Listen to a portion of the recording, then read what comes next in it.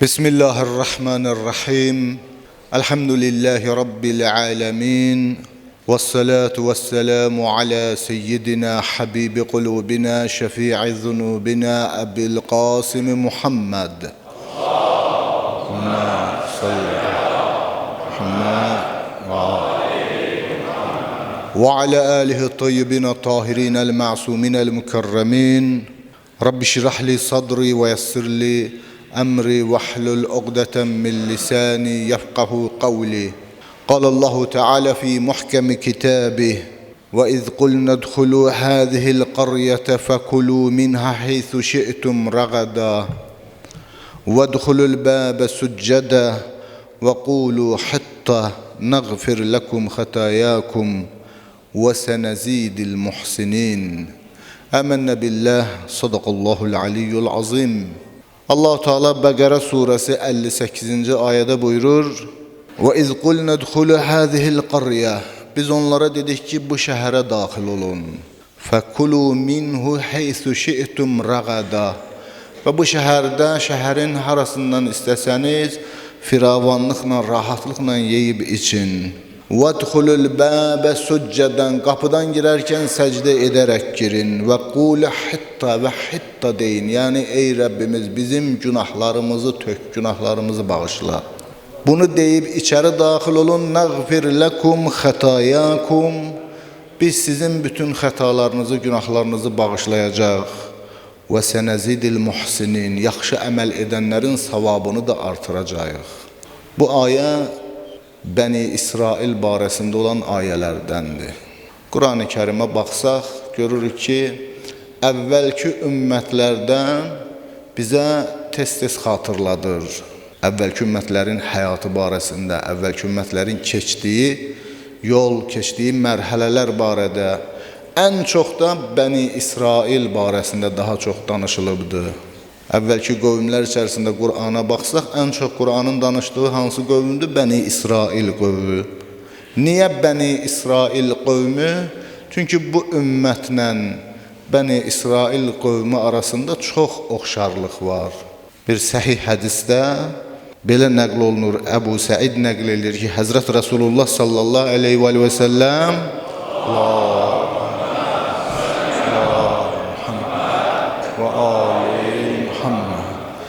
Peyğəmbər buyurdu ki, "Lətəttəbi'annə sunənə mən qablikum şibran şibra."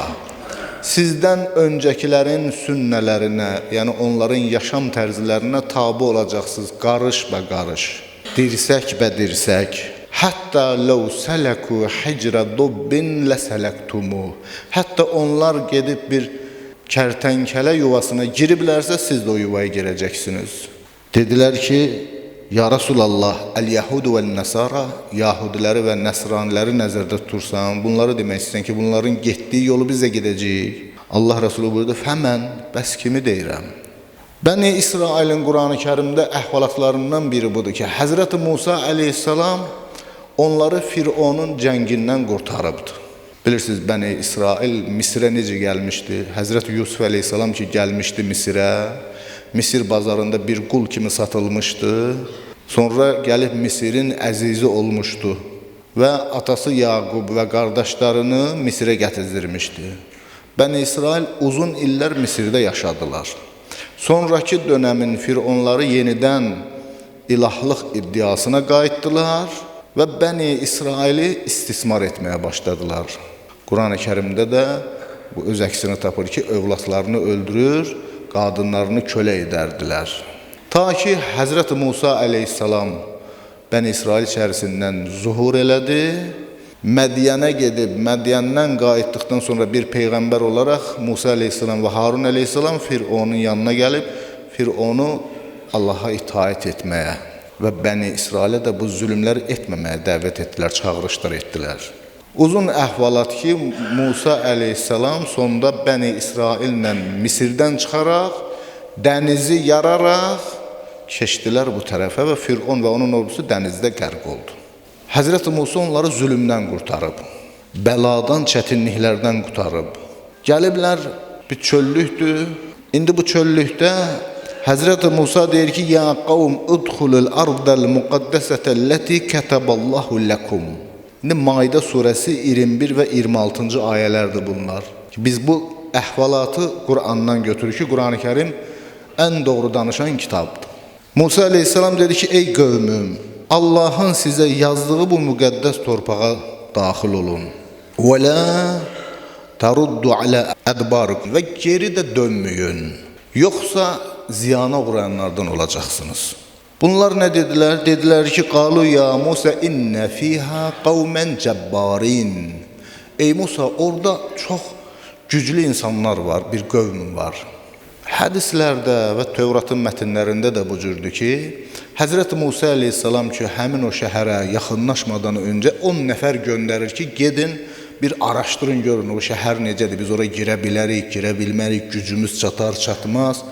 Bu 10 nəfər gedib gəldi, bunlardan 8-i gəldilər, cəmaatın arasında belə söz-söhbət saldılar ki, bizim onlara gücümüz çatmaz. Bunlar nəhəng insanlardır. Əmaliqə, gigant tayfasıdır. Bunlar çox cüssəli, hündür boylu, güclü insanlardır ki, bizim onlara gücümüz yetməyəcək. Biz birdən bu şəhərə girib, şəhəri almaq istəsək, hamımız məhv olacaq, həlak olacaq. İnsanlarda məğlubiyyət ruhiyyəsi, ruh düşkünlüyü yaradırdılar. Və həmin bu insanlar da dedilər ki, ey Musa, axı orada güclü insanlar var. Və innə lən nədxulaha hatta yaxrucu. Onlar oradan çıxmayınca biz çıxmayacağıq. Əgər onlar oradan çıxsalar, o zaman biz çıxacağıq. O 10 nəfərdən ki, 2 nəfər bu şayələri demirdi, əksini deyirdi. O 2 nəfər nə dedi? Və qalə rəculən minəl-ləzīnə yəxafun ən'amallahu aleyhima. Allahdan qorxan və Allahın neymət verdiyi kəslərdən 2 nəfər dedi ki, qorxmayın, girin bu şəhərin qapısından. Və bu şəhərin qapısından girsəniz, mütləq qalib olan siz olacaqsınız. Və aləllahi fətəvəkkəlu. Allaha da təvəkkül eləyin, əgər iman gətirmisinizsə. Amma həmin insanlar nə dedi? Dedilər, ya Musa, lən nədxuləhə əbəda. Biz heç vaxt bu qapıdan içəri girməyəcəyik, bu şəhərə girməyəcəyik. Mədəmu fiha, nə qədər ki onlar oradadılar. Fəzhəb əntə və rabbukə fəqatilə innə həhunə qaidun. Get sən Rəbbinlə vuruş, biz burada gözləyirik. Vuruş, qalib gəl onlara, ondan sonra biz gələcəyik o şəhərə. Həzrəti Musa aleyhissalam Allaha üst tutdu, bu duanı dedi. Qalə Rabbi inni lə əmluku illə nəfsi və əxi. Ki, Allahım, mən özüm və qardaşımdan başqa heç nəyə sahib deyiləm. Özümə gücüm çatır, qardaşıma gücüm çatır. Bu iki nəfərik biz. Qalan heç kim bizə itaət eləmir. Fəfruq beynənə və beynəl qavmil fasiqin. Bizimlə bu fasıq qövmü biri-birindən ayır, bizi bunlardan ayır. Yəni, qövmünə bir nifrin etdi, qarğış etdi qövmünə. Allah nə buyurdu? Qalə fə innəhə muharramatun aleyhim 40 sənə. Allah buyurdu ki, o şəhər 40 il bunlara haramdır. Yətihunə fil ardı. Yer üzərində bunlar sərgardan dolaşacaqlar, gəzib dolaşacaqlar. O şəhərə gedib çıxa bilməyəcəklər. Lə tə'sə aləl qavmil fasiqin. Fasik cəmaat üçündə heç heyfsilənməginən, təəssüf etməginən. Bunlar fasiqdilər artıq. Bunlara təəssüflənməyə də dəyməz. 40 il Bəni İsrail səhrada, o çöllüklərdə sərgardan qaldı. Yol tapıb çıxa bilmədilər. Qur'an-ı Kərimdə bəzən səhra, o tih səhrası da deyilir. Tih, yəni azğınlıq, çaşqınlıq, avara qalmaq, sərgardan qalmaq. 40 il bunlar ora getdilər, bura getdilər, yol tapa bilmədilər. Sosiologlar deyir ki, bir cəmiyyəti maarifləndirmək üçün ən az müddət 15 ildir. 15 il elm, təlimlə bu cəmiyyəti maarifləndirmək olar.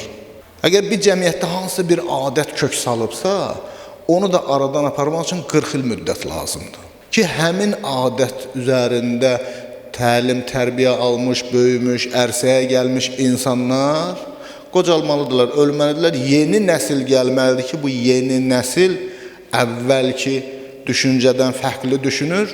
Bunlarla bir şey etmək olar. 40 il bunlar səhrada gəzdilər. Hədislər də deyir ki, 40 ildən sonra o insanlar hamısı da dünyalarını dəyişdilər, həlak oldular, yeni nəsil gəldi. Və Yuşa ibn Nun, Həzrəti Musa aleyhissalamın vəsisi, yəni nümayəndəsi, xəlifəsi, imamı. Bəni İsraili həmin torpağa aparıb çıxartdı. O insanlar ki, Fironun zülmündə böyümüşdülər, həmişə təzyiq altında olmuşdular, işgəncə altında olmuşdular. Bunlar izzətlərini itirmiş insanlar idi. Ona görə də izzətləri uğrunda, şərəfləri uğrunda canlarından keçə bilmirdilər. Çünki illərlə izzətlərini itirərək bu həyatı yaşayıblar.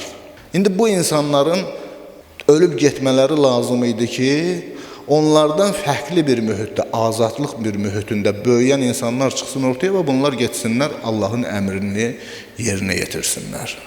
Allah və Allah Peyğəmbərinin sözündən çıxdıqlarına görə 40 il nə oldular? Tih səhrasında sərgərdan gəzdilər, azdılar. Həyatın bir çox çaşqınlıq səhrası var ki, həmin o çaşqınlıq səhralarından biri budur ki, bəzən insan ruhi çaşqınlıqda olur, mənəvi çaşqınlıqda olur. Mənəvi cəhətdən sərgərdandır, azıbdır yolunu.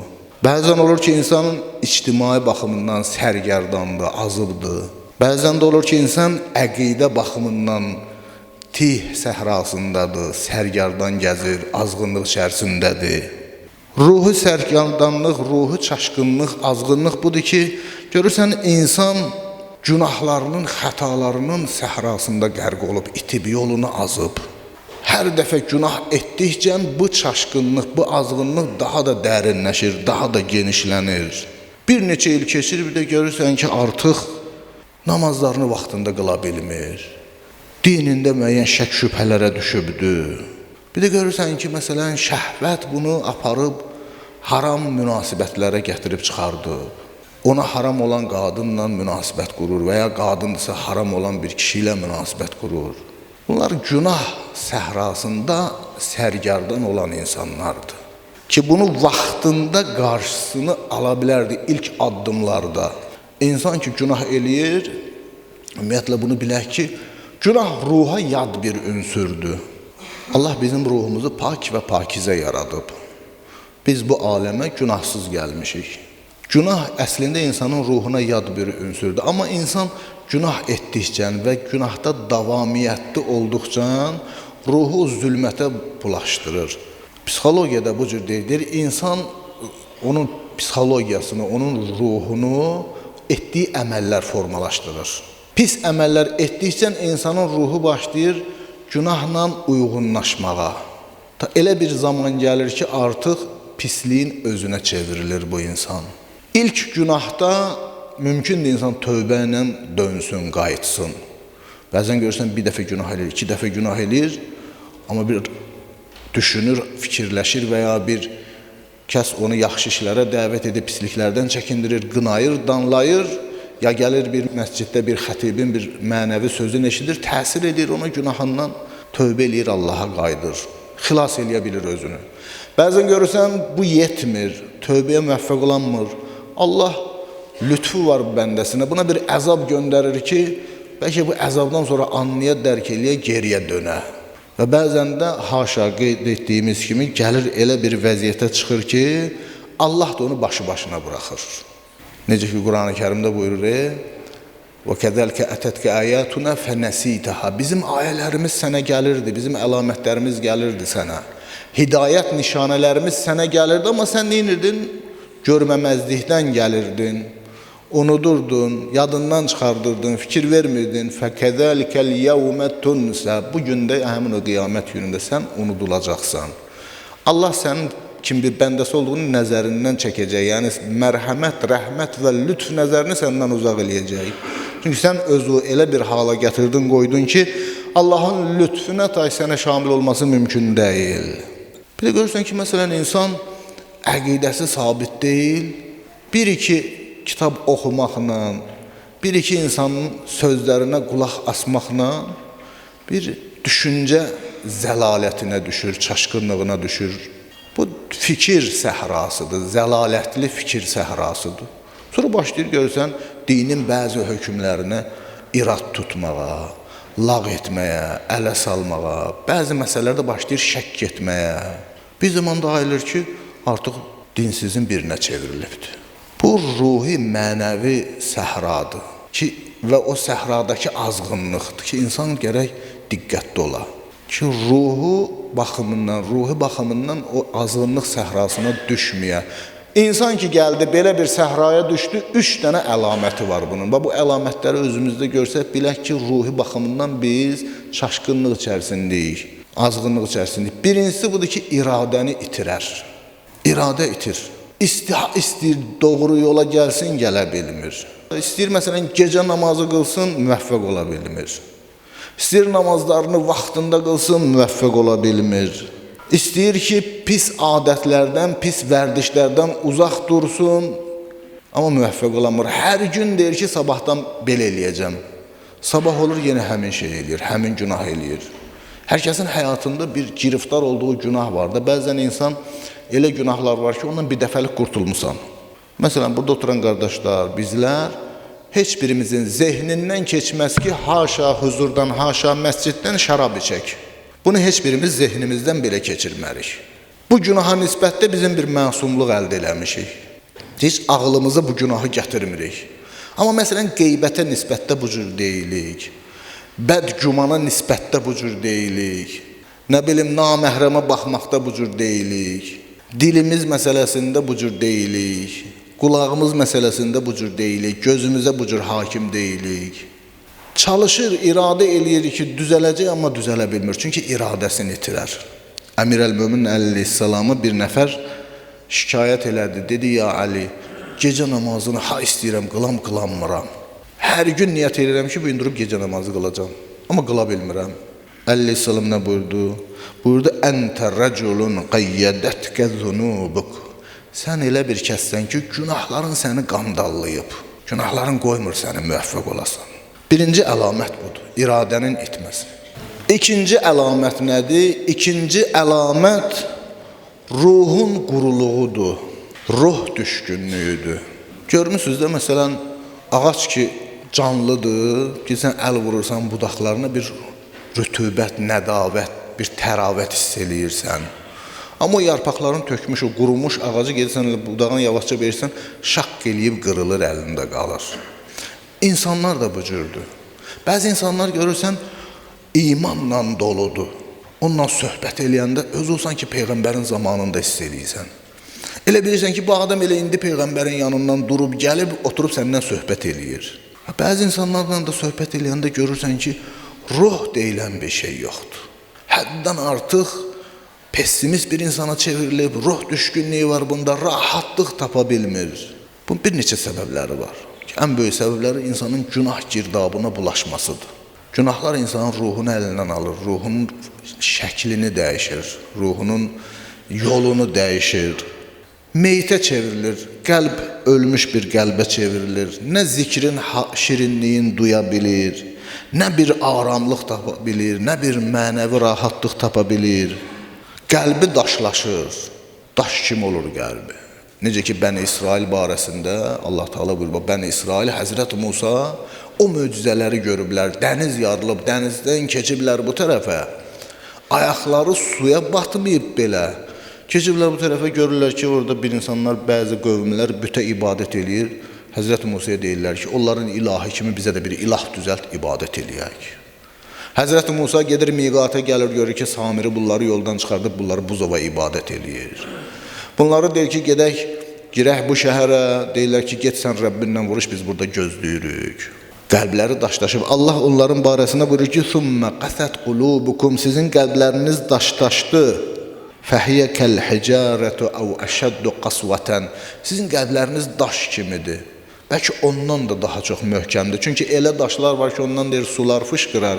Elə daş var ki, Allahın zikrindən dolayı, Allah'a olan mütülikdən dolayı, Allah qarşısındakı xuşu və xuzudan dolayı paramparça olub dağılar. Amma sizin qəlbiniz elə qəlbdir ki, sizin qəlbinizdə Allah xofu təsir eləmir. Allahın əzəməti və cəlalı sizin qəlbinizdə təsir eləmir. Görsən, oturur, məsələn, deyək ki, məclisdə heç bir şey duya bilmir, heç bir hiss əldə eləyənmir. Duyğu baxımından duyğuları tamamilə ölübdür. Rahatlığını tapa bilmir. Var ha, məsələn, belə insanlar ki, haşa bizdən, haşa huzurdan. Əgər bu cür isə Allah bizi islah eləsin inşallah. Məsələn, məscidə heç gəlməz. Məsciddən qaçaqdır. Həzrət Rasulullah sallallahu aleyhi və səlləm bir hədisdə buyurur ki, Məscid mömin üçün bilirsin nədir? Deyir, sanki balıq suyun içindədir. Balıq nə qədər suyun içərisindədir? Rahatdır. Balığı sudan çıxarsa nə olacaq? Başlayacaq çabalamağa. Nəfəs ala bilməyəcək. Çünki balıq suda qəlsəmələrlə tənəffüs həyata keçirir də. Tənəffüs prosesi qəlsəmələrləndir. Onu çıxartdın sudan, başlayacaq çabalayıb ölməyə. Mömin deyir, bu cür olmalı. Mömin rahatlığı məsciddə tapmalıdır, huzuru məsciddə tapmalıdır, ruhunun rahatlığı burada olmalıdır. Elə insanlar var ki, yox, məsciddən uzaq qaçar məsciddən. Elə insan var ki, məsələn, gələr məscidə tez çıxmağa çalışar ki, tez çıxım, qaçım, qurtarım məsciddən. Halbuki rahatlığı burada tapmalısan, huzuru burada tapmalısan. Qəlb daşlaşanda bu cür olur. İnsan ruhən öləndə belə olur, ruh meyit olanda bu hallar baş verir. Əmir əl-Möminin əleyhissalam buyurur o kəslər üçün ki, qəlbləri daşlaşıb, buyurur, mə cəfətüd-dumu illə liqasvətil qulub. Deyir, insan göz yaşları bilsiz nə vaxt quruyar, göz yaşları yalnız qəlb daşlaşanda quruyur. İnsan bəzən ağlamalıdır, göz yaşı da tökməlidir. İnsan həqiqətə emosional da bağlanmalıdır. Təkcə ağıl səviyyəsində bağlanmaq mümkün deyil. Qəlbi ilə, bütün duyğuları ilə, bütün varlığı ilə bağlanmalısan. Və bu məclislər ki var, biz gəlirik, məsələn, Əyyam Fatimə məclisləri olsun, İmam Hüseyin əleyhissalamın əzadarlıq məclisləri olsun. Bu məclislərə sidqi ürəklə gələn insanlar heç vaxt qaba insan ola bilməz, kobud insan ola bilməz, baş kəsən insan ola bilməz, zülm edən insan ola bilməz. Niyə? Çünki onun sevdiyi şəxslər, o dəyərlər bunun əksinədir. Çünki Peyğəmbər və Əhl-i Beyti bu cür insanlar olmayıblar. Sən bu cür insanları sevirsən ki, gəlmisən bax bura, bu böyük bir nemətdir.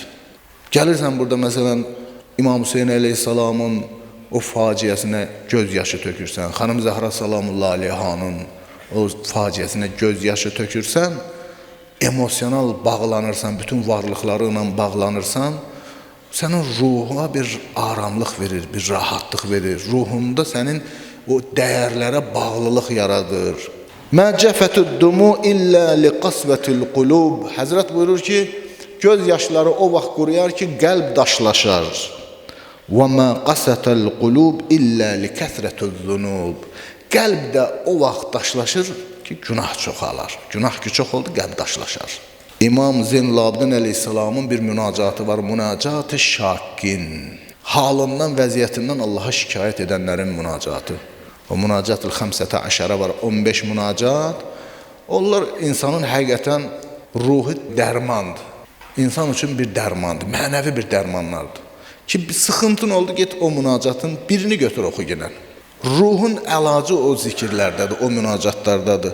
İmam Zeynul-Abidin əleyhissalam halından Allaha şikayət edir. Əslində bizim halımızla, bizim dilimizlə danışır. Deyir, İlahi ileykə əşqu qəlbən qasiyən. İlahi, daşlaşmış qəlbdən sənə şikayət edirəm. Mə'əl vəsvasi mutəqallibə. Vəsvəsələrlə o tərəf-tərəfə çevrilir. Və birreyni və tabi'i mutələbbisa. Bürünüb pasa və möhürlənib o qəlb. Bax, bu qəlbdən deyir, sənə şikayət edirəm. Və əynən anil bukai min xavfikə cəmidə.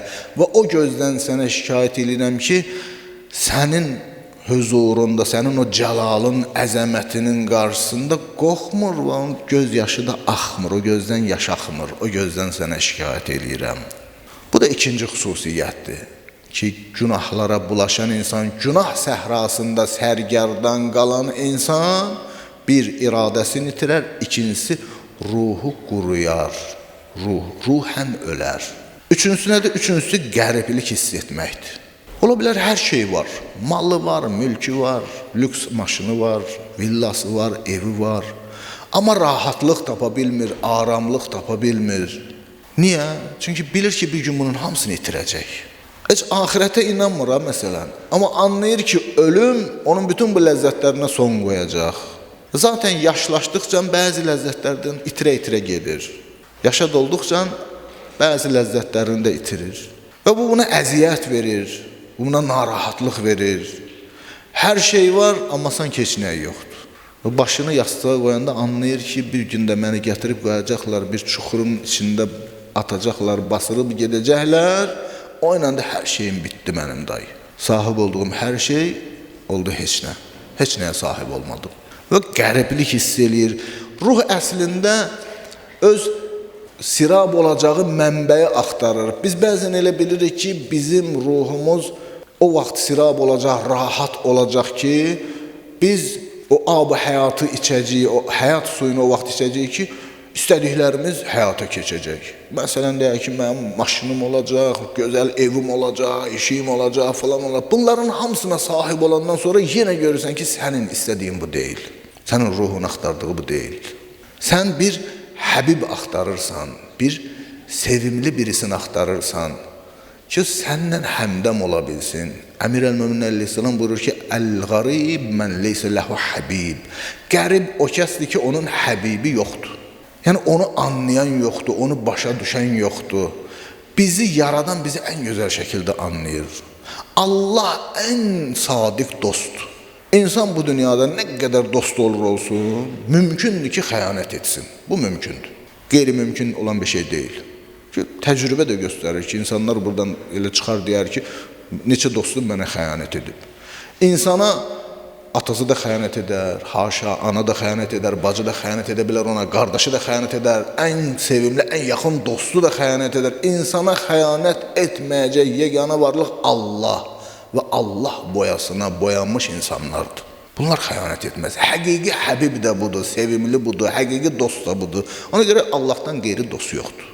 Dost Allahdır və Allah boyasına, Allah rənginə boyananlardır. İnsan indi həqiqi mənbəyə bağlanmadığı üçün qəriblik hiss eləyəcək, qürbətdə özünü həmişə hiss eləyəcək. Bəzən insan kamillikdən uzaq düşdüyü üçün bir çaşqınlıq içərisindədir. Elə mömin özümüzdən danışaq da, namazımızı qılırıq, məscidə də gəlirik, əza məclislərində də iştirak edirik, mövludlarda da iştirak edirik.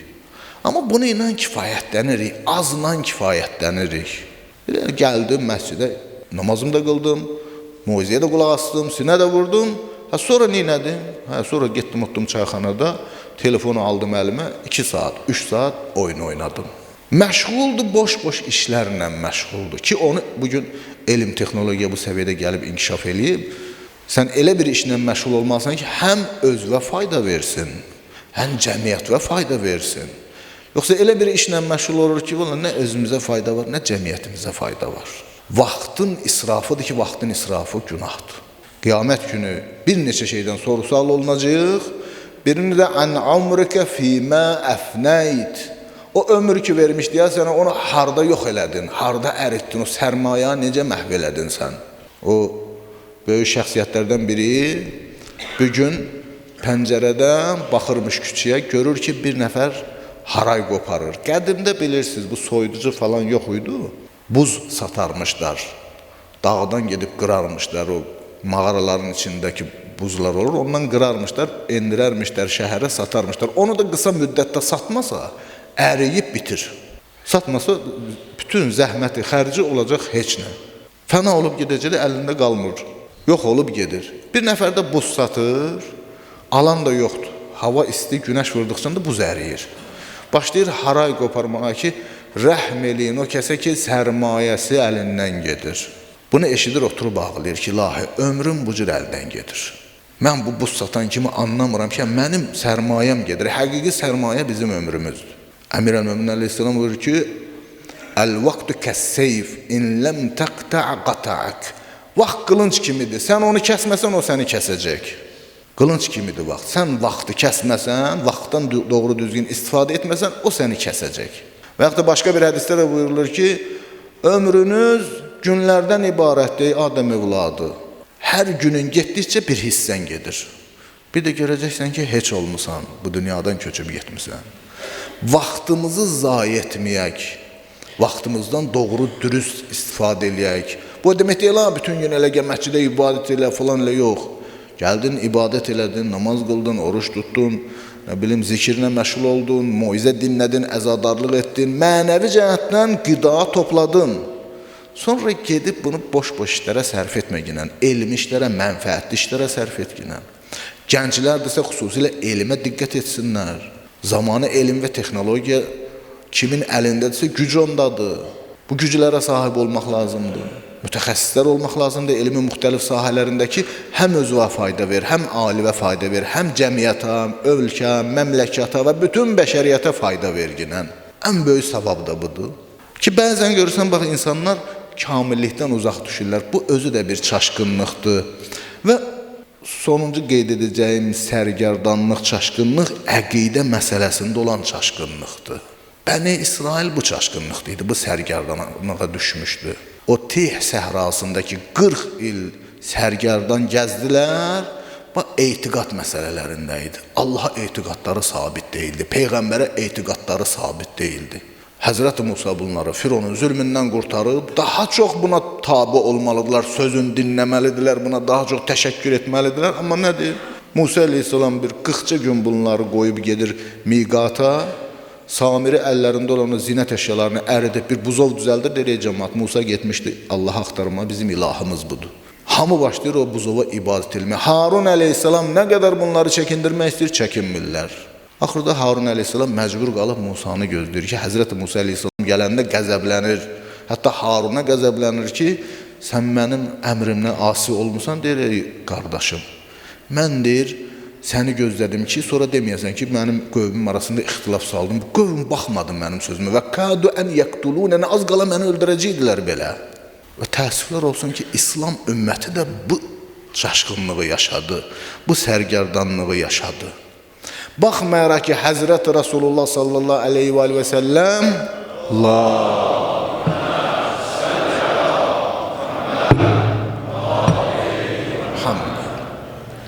Həzrəti Peyğəmbər ümməti başsız qoymamışdı. Ümməti zəlalət səhrasında qoyub getməmişdi. Ola bilər bəziləri belə düşünsün. Bəziləri fikirləşsin ki, Peyğəmbər bu dünyadan köçdü, getdi, ümməti başına buraxmışdı. Yox. Rasulullah bu səhrada ümməti bələdçisiz qoymamışdı. Onlara bir bələdçi təyin etmişdi. Onlara bir yol göstərən təyin etmişdi. Ümmət özü yolunu döndərdi. Biz ümmət olaraq yolumuzu döndərdik. Fərqli bir dalana tərəf yönəldik. Peyğəmbər ilə dəvətin elə ilk anından Quran-ı Kərimdə və ənzir əşirətəkəl əqrabin ən yaxınlarını xəbərdar et. Bu ayə nazil olanda bütün əmlərini, ağsaqqallarını, hamısını cəm etdi. Dedi, hər kəs mənim bu dəvətimi qəbul edərsə, o mənim qardaşımdır, vəsimdir, xəlifəmdir və onu eşidin, ona itaət edin. 3 dəfə bunu dedi, heç kəs qəbul etmədi. Əmir əl-Mömin əleyhissalam 10 yaşlarında hər dəfədə qalx dedi ki, mən ya Rasulallah. Və sonunda Allah Rasulü dedi ki, sən mənim qardaşım, mənim vəsim, mənim xəlifəmsən. Ən sonunda Qədirxumda elan etdi bunu. Dəvələrin belindən kəcavələri yığdılar, insanları cəm elədilər hamısını. Allah Rasulü çıxıb dedi ki, ələstə əvlə bikum min ənfusikum, mən sizə sizin öz canınızdan da daha yaxın, daha üstün deyiləmmi? Yəni sizin ixtiyar sahibiniz mən deyiləmmi? Qalu bəla, hamı dedi ki, bəli ya Rasulallah. Bir neçə dəfə bunu təkrar etdi. Hər dəfədə bəli ya Rasulallah. Əmir əl-Mömin əlindən tutub qaldırıb dedi ki, mən kuntu məvla fəhədə Aliyyun məvla. Mən kimin məvlasıyam, Əli də onun məvlasıdır. Bələdçini təyin edib getdi Rasulullah. Ki biz sərgərdan qalmayaq, ora-bura yönəlməyək. Amma biz nə etdik? Ümmət olaraq Rasulullahın bu əmrindən çıxdıq. Ümmət olaraq bu cür oldu. Hamıdan demirəm, ümmət olaraq deyirəm. Burada əyləşənlər buna həmd eləyin, buna şükr eləyin ki, həmd olsun ki, biz Allah bizə verdiyi bu İslam nemətini dərk etdik. Bu imamət nemətini dərk etdik, vilayət nemətini dərk etdik ki, biz belə bir azğınlığa düşmədik, belə bir sərgərdanlığa düşmədik. Əhl-i Beyt nicat qapısıdır, nicat yoludur. Əmir əl-Möminin əleyhissalam bir hədisində buyurur ki, biz bu ümmətin hittə qapısıyıq. Bəni İsrailə Musa aleyhissalam dedi ki, bu qapıdan içəri girin, deyin, hittətun nəğfir ləkum. Allah buyurur da bunu Bəni İsrailə, Musa'nın dili ilə. Musollara denən ki, bu qapıdan girin içəri və deyin ki, hittətun ilahi, günahlarımızı bağışla. Deyin, girin, günahlarınızı bağışlayacağıq. Yaxşı əməl edənlərin mükafatını artıracağıq.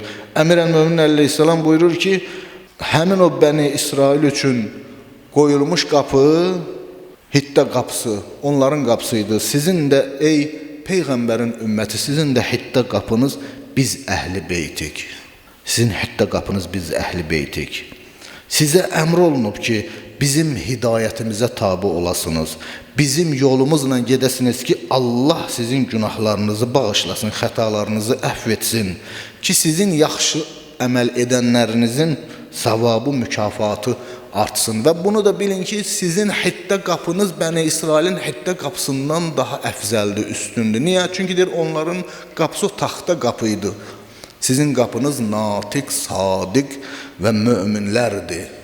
Amma biz nə etdik? Ümmət nə etdi? Ümmət həmin qapıya od vurmaq istədi, həmin qapını yandırmaq istədi.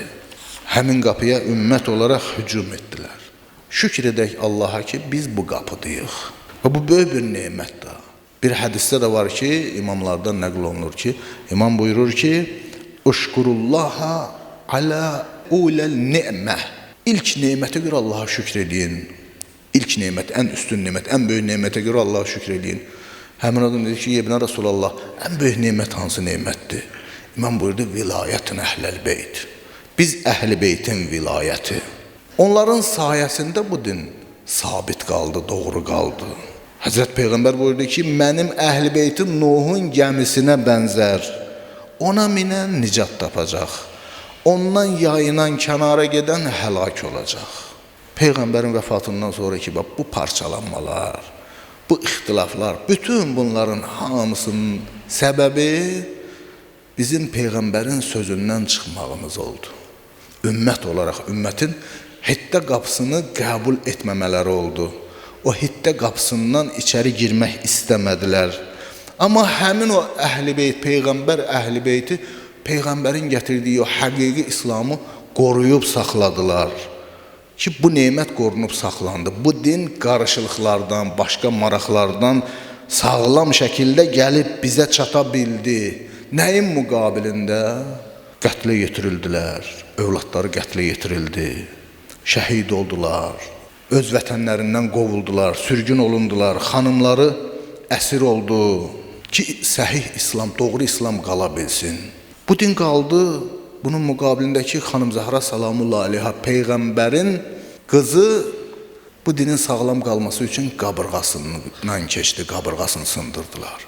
Bu din sağlam qaldı ki, Əli əleyhissalam başını yardılar, zərbətləndi, şəhadətə çatdı.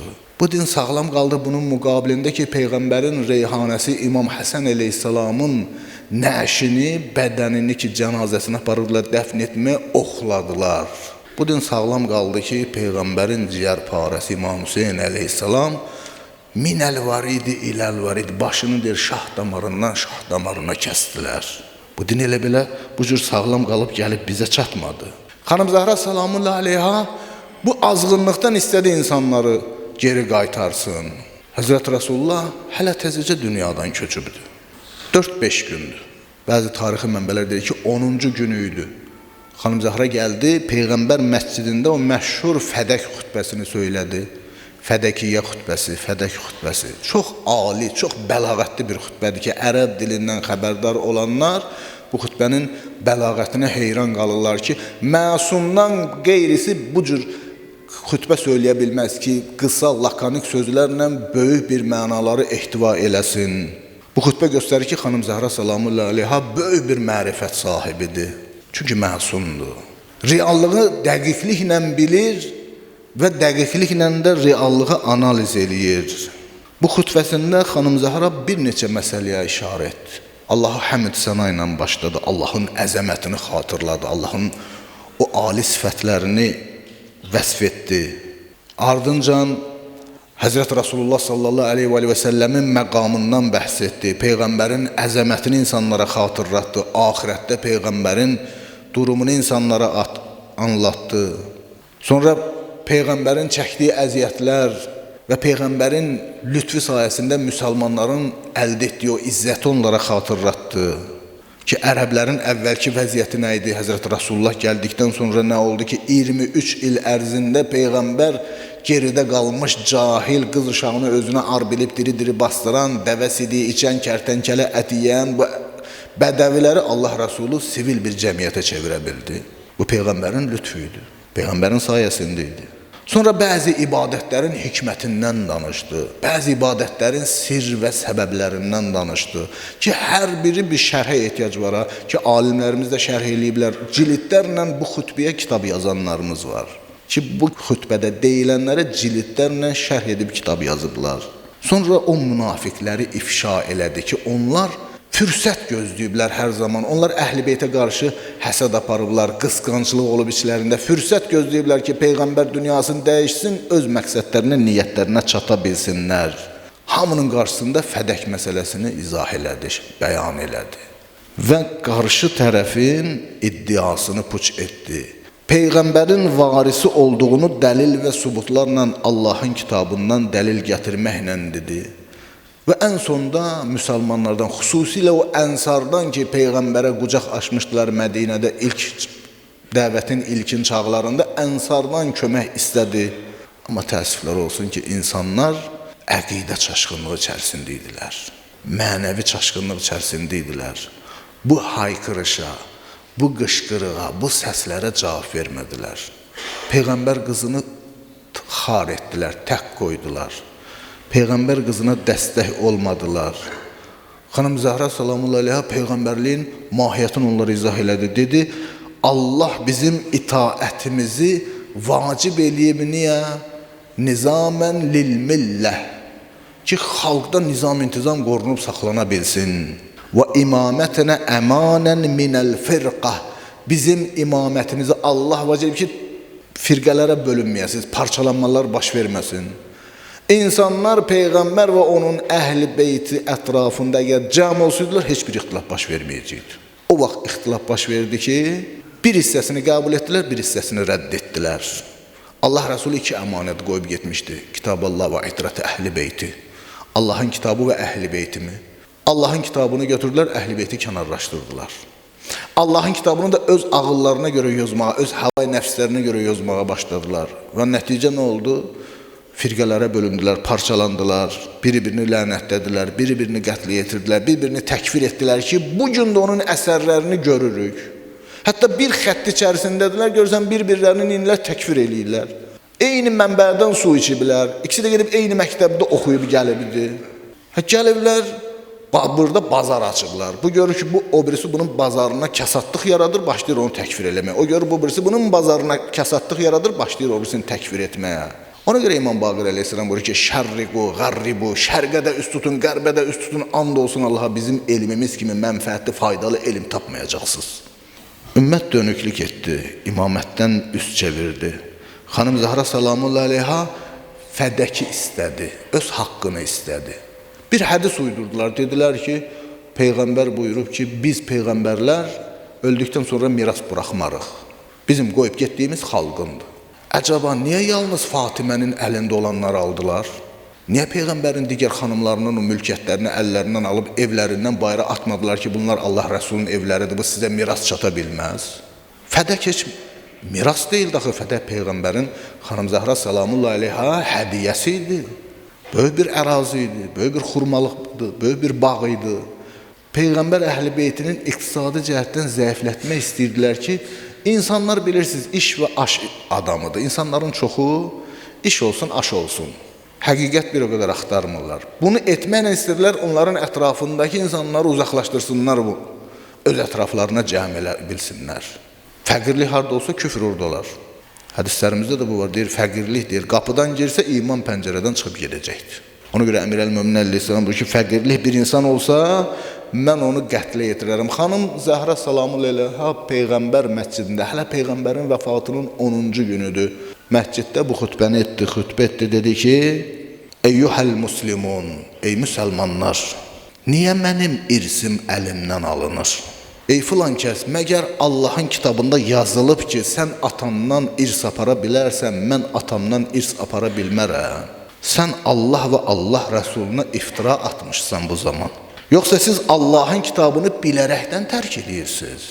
Bilərəkdən Allahın hökmlərini tapdıyırsınız. Halbuki Allah Quranda buyurur ki, وَوَرِثَ سُلَيْمَانُ دَاوُودَ Süleyman Davuda varis oldu. Və yaxud da Həzrəti Yəhya dünyaya gəlmədən öncəki Zəkəriyyə peyğəmbər dua eləyirdi. Duasında bu cür deyirdi ki: "Fəhəbli min ledunka veliyya." İlahi öz tərəfindən mənə bir vəli ver, yarisuni və yarisu min ali Yaqub. O mənə və ali Yaquba varis olsun. Bu ayələri oxudu, dedi. Sonra siz iddia eləyirsiniz ki, mən atamdan irs apara bilmərəm. Atamla mənim aramda qan bağlılığı yoxdur. Yoxsa Allah irs ayəsini sizə məxsus eləyib, atamla mənə oradan o ayədən çıxardıb istisna eləyib. Yoxsa siz belə düşünürsünüz ki, iki fərqli dinə mənsub olanlar bir-birindən irs aparmaz. Bu qaydadır. Yəni qeyri-müsəlman müsəlmandan irs aparmaz. Bir şəxs müsəlmandır, övladı getdi oldu qeyri-müsəlman. O atadan da irs apara bilməz. Çünki atası müsəlmandır, özü qeyri-müsəlmandır. Dedi, yoxsa belə fikirləşirsiniz ki, biz iki dənə ayrı-ayrı dinə mənsubuq. Məgər mən və atam eyni dinə mənsub deyilik. Yoxsa siz Qur'anın xüsusi və ümumi hökmlərini atam və əmim oğlundan daha güclü bilirsiniz, daha yaxşı bilirsiniz. Qövm pərt oldu, heç bir söz deməyə dəlilləri yoxdur, subutları yoxdur. İnsan dəlil və subut qarşısında söz tapa bilmirsə qəbul etməlidir. Quran da bunu deyir. Kul hatu burhanakum in kuntum sadiqin. Əgər biri ilə mübahisə edirsə dəlil gətir. Dəlil gətirirsə dəlilə qarşı çıxmaq küfürdür. Küfür nədir? Haqqın üstün örtməkdir. Haqq sənə sabit olandan sonra, günəş kimi sənin üçün aşkar olandan sonra sən əlinlə gözlərin üstün tutasan, deyəsən ki, yox zülmətdir gün, işıqlıq deyil, bu küfürdür artıq. Qövm bir söz deyə bilmədi bu subutlar qarşısında. Və bir daha təsdiqlədi ki, əqidə zəlaləti içərisindədir. Mənəvi baxımından çaşqınlıq və azğınlıq içərisindədir. Peyğəmbər qızının evinə hücumlar oldu. Bəzi tədqiqatçılarımız ki, tarixi araşdırıblar, bu hücumun əslində 2 dəfə olduğunu qeyd ediblər. Bir, Peyğəmbərin vəfatından 4 gün sonradır. İkincisi, Peyğəmbərin vəfatından 21 gün keçdikdən sonradır. Və nə baş verdisə, bu elə ikinci hücumda baş verdi. Xanım Zəhra salamullah əleyha ki, qapı arasında qaldı, qabırğası sındı, Möhsünü bətnindən düşdü.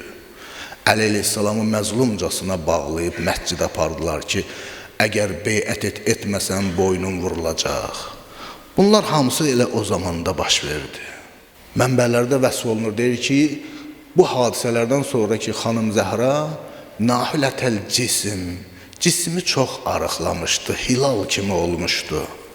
Müəssəbətər ras, başı daimən bağlı çəkiliydi, baş ağrıları.